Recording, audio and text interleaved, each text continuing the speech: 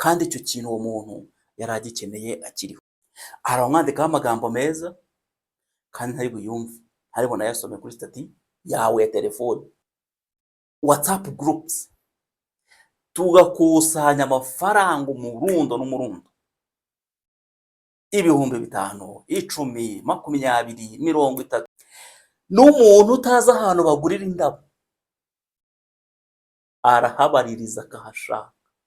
Yari igisambo ruharwa, ntabwo wapfa kuvuga icyo azize. Abantu baba bahonze, nanjye niyo mpamvu ndi kubivuga. Muraho, ndabasuhuje nanone kandi mbahaye ikaze kuri YouTube channel yacu. Tubashimiye inkunga mwaduteye, mumaze kurenga 700 mwakoze subscribe. Uyu munsi rero mbazaniye ikiganiro gishya. Ni ikiganiro tugiye kugirana kandi ni ikiganiro nzi neza ko kiri butume mutanga ibitekerezo byinshi hano muri comment. Muze kubyandikaho.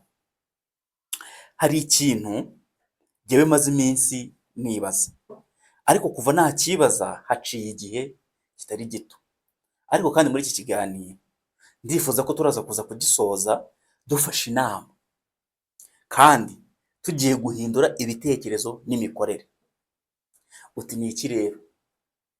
Mujya mubona ukuntu iyo umuntu yapfuye abantu baza kumushyingura ari benshi, yewe n'abatamuzi.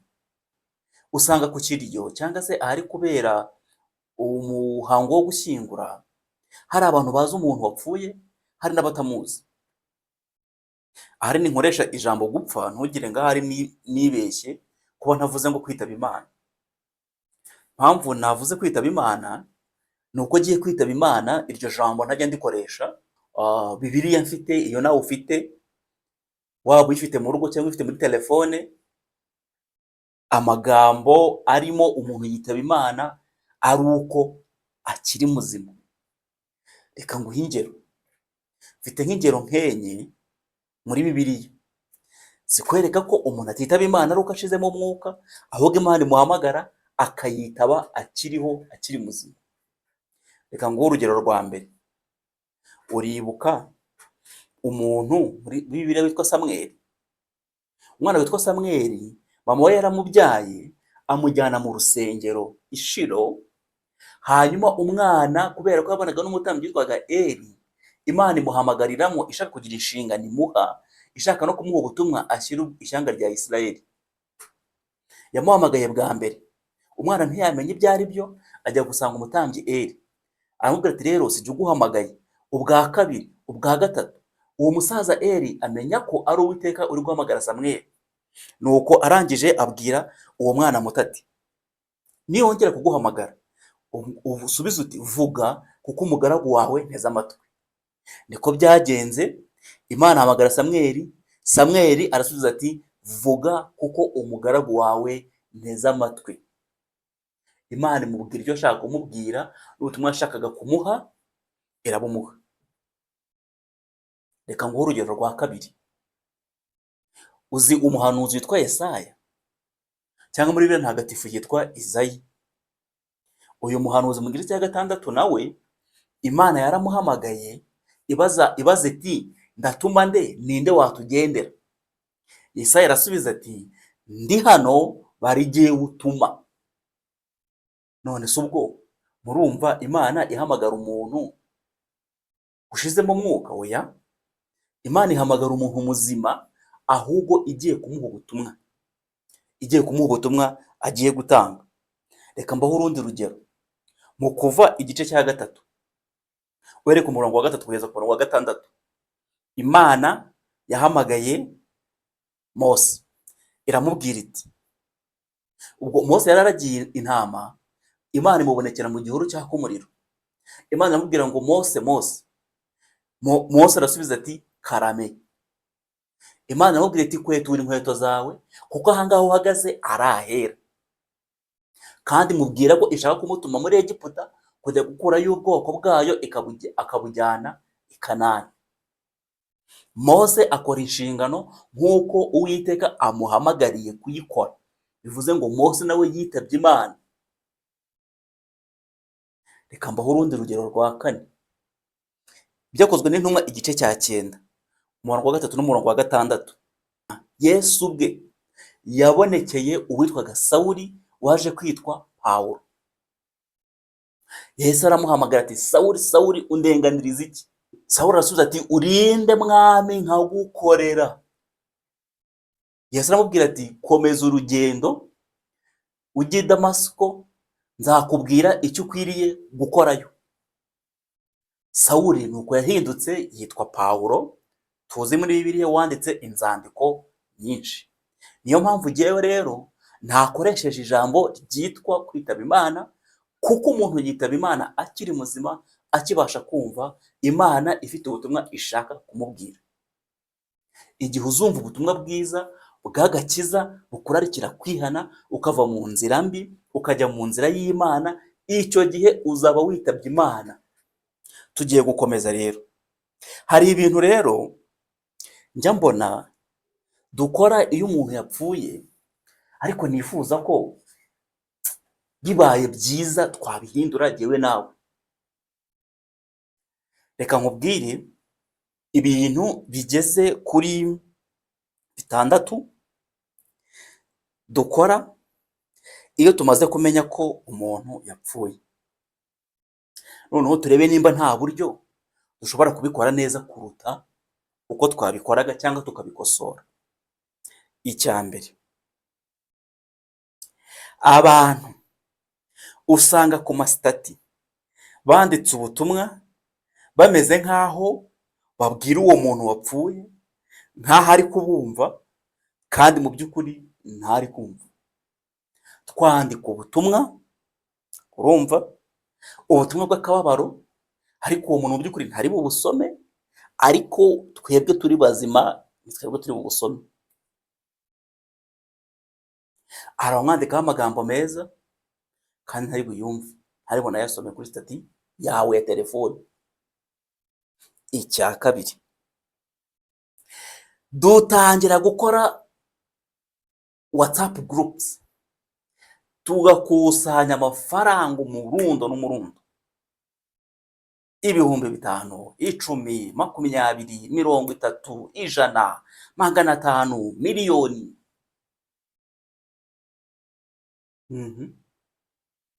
Tukayaha umuryango wagize ibyago. Anyway, dushobora kubikora kugira ngo ushobore gushyinguza umuntu wabo witabye Imana. Ariko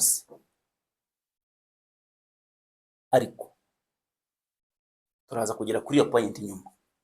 Icya gatatu, n'umuntu utazi ahantu bagurira indabo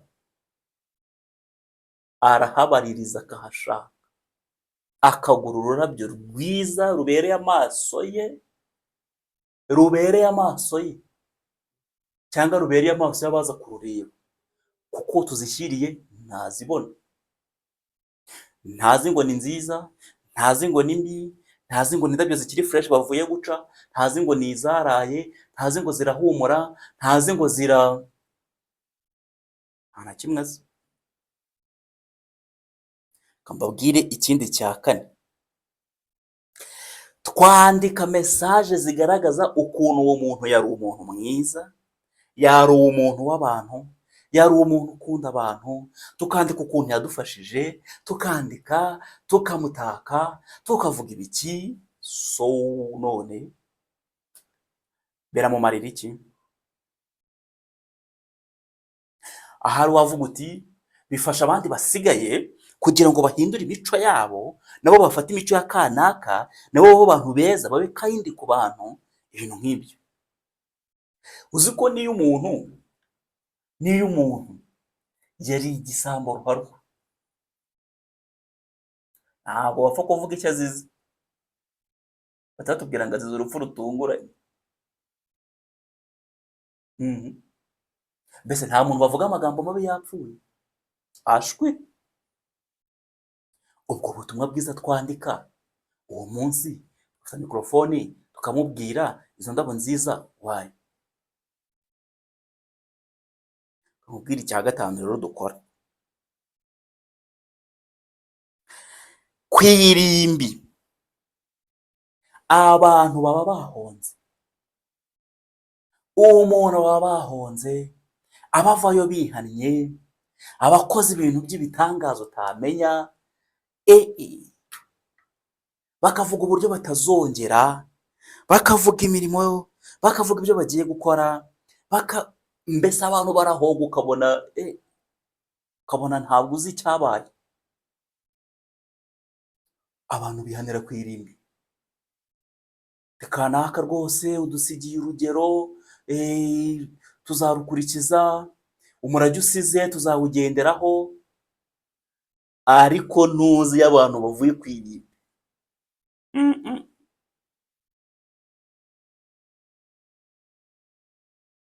baba babyibagiwe, bibagiwe n'icyabaye. Kababwira icya gatandatu rero, ari nacyo cya nyuma. Usanga abantu batanga amasezerano ku muryango wagize ibyago, bati rwose umuntu wawe yaradufashije, ku bw'ibyo reka dufate nk'urugero, nk'umugore wenda wabuze umugabo, ati rwose umugabo wawe akiriho aradufashije, yadufashije ibi, ku bw'ibyo aba bana rwose nzabishyurira amashuri kuva batangiye kugeza basoje, rwose tukiriho nta kintu uzatuburana, tugihari tuzamuzibira icyuho, nta kintu umuryango uzabura. Amasezerano agatangwa koko. Harya iyo gushyingura birangiye bigenda bite? People disappear. Iyo bakoze ishyano bagusura rimwe, kabiri, gatatu, mwihangane, mukomere, and the family get used to the moment, bakakira ko babuze umuntu, bakabana nabyo, that's it. Ariko rero reka mbabwire, dore ikintu twabuze cy'ingenzi. Twabuze ikintu gikomeye, kuko uwo muntu tubuze wapfuye, ntabwo na rimwe yigeze agira amahirwe yo kumva ayo magambo muri kuvuga uwo muntu akiriho. Ntimwamubwiye ko mumukunda akiriho, ntimwamuhaye indabyo akiriho, ntimwamubwiye yuko yabafashije akiriho, ntimwamubwiye yuko intambwe mugezeho abifitemo uruhare, arwara ntimwamusuye, ntabwo muzi nuko yari ameze, ntimwarabaje n'umuryango ese umuntu wanyu ameze ate. Ashwida, kandi icyo kintu uwo muntu yari agikeneye akiriho. Rero hari umuntu wasomye muri Bibiliya, numva dukwiriye gufata urugero rwe. Muti rero uwo muntu ninde? Uwo muntu ngiye kubabwira ni umugore witwa Mariya. Uyu Mariya Yesu yamukijije bagiye kumutera amabuye, yafashwe asambana. Itegeko ryavugaga yuko umuntu ufashwe asambana ashyirwa hagati agaterwa amabuye. Bamuzanira Yesu. Yesu arababwira ati ngaho utarakoze icyaha namutera ibuye. Yesu agenda yandika hasi, buri wese agenda asoma, acaho, birangira asigaranye na Mariya wenyine. Muzi ikintu Mariya yakoze? Yesu amaze kumukiza bari kumutera amabuye, nyuma y'igihe uwo mugore yaragiye agura amavuta meza y'igiciro, ngo ni amavuta yari ahenze cyane. Arangije araza ayasuka kuri Yesu, ayasuka ku mutwe we, andi ayasuka ku birenge bye, ngo ibirenge bye arangije abihanaguza umusatsi we. Abari aho bati wa mugore we upfushije ubusa, aya mavuta yakabaye agurishwa, ibivuyemo bigafasha abakene. Kandi ababivugaga harimo na Yuda. Uko yari abaniye n'intumwa ze, nzababwira amateka ya Yuda. Uko yari abaniye n'intumwa ze, yari umuntu nabo bakene utarabakundaga. Ahubwo Yesu muri uko kubabaza Mariya bamubwira ko apfushije ubusa, Yesu arabahindukirira aravuga ati murababariza iki uyu mugore ko angiriye neza? Muzi cyari cyabaye igihe Mariya yari ari aho ngaho, bari ku mugabo witwa Simoni, nawe Yesu yaramukijije ibibembe, yari yatumiye Yesu ngo amushimire, ngo mushimire ko yamukijije ibibembe. Bakiri aho rero Mariya nibwo nawe yaporofisiye okaziyo afata ayo mavuta asuka kuri Yesu, ngo umuhumuro wayo watamye mu nzu, abantu bose barawumva n'abari hanze. So icyo nshaka kuvuga rero, uyu mugore ngo ari aho yari yumvise abantu bavuga ko Yesu agiye kuba umwami, ariko nanone akaba yiyumviye Yesu avuga yuko agiye gupfa. Maze Mariya agafata umwanzuro avuga ngo ariko aya mavuta uwazasuka kuri Yesu yamaze gupfa. Undi mutima umuzamu waravuga ati kubera ko ashobora no kuzaba umwami, icyiza ni uko nabikora mbere y'uko ibyo byose biba. Maze ko karabikora, Yesu aramushimira kandi aranavuga ngo iki kintu uyu muntu akoze kizavugwa ku isi yose. Nanjye niyo mpamvu ndi kubivuga. Rero hari ibintu dukwiriye gukora. Dukwiriye gushimira abantu bakiriho. Muzi Yesu amaze gupfa, abagore baragiye bagura ibihumura neza, barabizana, babizana ku mva ya Yesu. Bahageze basanga yazutse, basanga ntawe urimo. Ayo mafaranga yapfuye iki? Byiza ko Yesu yari yazutse, ariko se noneho abantu bacu twebwe baba bashizemo umwuka bapfuye, twebwe ibyo tubashyira bibamarira iki? Batabasha kubibona. Ibyo bazanye abo bagore Yesu ntiyabibonye kuko yari yazutse, ariko nabo batanze amafaranga menshi bajya kugura ibyo bihumura neza ngo baze kubisiga umubiri wa Yesu, ariko se ngo bimara iki? Byamaze iki? Ubwo izo ni ingero dukwiye kwigiraho. Rero reka rero mbabwire ibintu dukwiriye gukora. Reba umuntu wakugiriye neza, uzi neza ko akiriho, umushimire akibasha kubyumva. Mubwire uti warakoze, wangiriye neza, iyi situwasiyo niyo wayinkuyemo, urayimfasha kandi ndabigushimiye mbikuye ku mutima. Icyo kintu nugikora uzaba ugize neza. Icya kabiri, abantu bagira ama anniversaire. Niba yanayigize cyangwa niba hari icyo yizihije, urwo rurabyo rugure akiri muzima, umushyire. Akibasha kurubona no kurwishimira, amenye ngo mfite abantu banzirikana koko, amenye ngo mfite abantu koko nafashije kandi bazirikana. We kuzahagarara ku gituro kumva ye umubwira amagambo, umuhereza indabyo z'ibihumbi 50, 100, 200, 300 atabasha kumva umuhumuro wazo n'ubwiza bwazo. Icyo ngicyo nugikora uzaba ugize neza. Niba uwo muntu ararwaye, musure kwa muganga, mugemurire, mubwire ko umukunda, mubwire ko wishimira kuba kumuhorana, mubwire ko wishimira ko yakomeza kuba ariho, mushimira akamaro yagize, muhumurize, musubizemo ibyiringiro. Ibyo nubikora uzaba ugize neza, aho kugira ngo uzabyikorere atakibasha kureba, atakibasha kumva, atakibasha kuvuga, kuko ahagiye nta mirimo ihaba. Ahagiye aho turaza kuza kumushyira mu gitaka nta mirimo ibayo. Ntibumva. Ibyo dukora rero tubikore abantu bakiri bazima, tubikore bakibasha kutwumva, tubashimire, tubabwire ko tubakunda tukibafite, tukibabona. Naho kubibabwirira ku gituro nta kintu bibasha kumara.